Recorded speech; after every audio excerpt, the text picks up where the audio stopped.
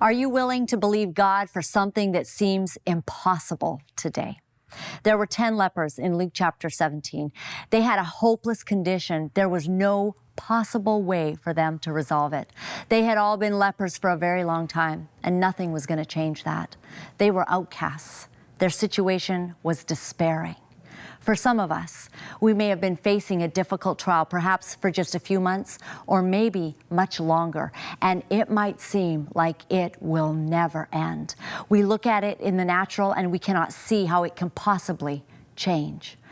But just like in the lives of these lepers, when Jesus passes through, it is time for a miracle.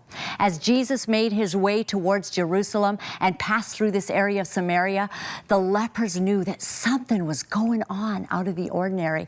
They had heard that this man named Jesus, he was healing people across the country, and news of his fame had reached their ears. For the very first time in their whole lives, they realized that miracle-working power was in their vicinity, and they sure needed one. They needed a miracle. In fact, Jesus would be the only possible solution for their despair for the rest of their entire lives.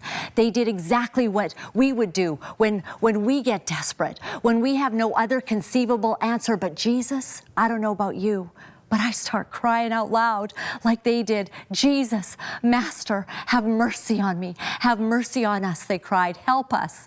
Now, in the scriptures, there are many accounts of Jesus doing what he does best. He heals. He was restoring and raising dead things to life. But on this occasion, Jesus did something so unusual. He simply told them, "Go, show yourself to the priests." He did not ask them what their problem was. He did not instruct the disease to leave. He did not address their problem in any way. Instead, he gave them a command that they needed to obey in order to be made whole. And frankly, it didn't really make sense. Why would they simply go and show themselves to the priests? They wanted healing, not to go for a walk and see the priests. They'd seen them before. What would they do?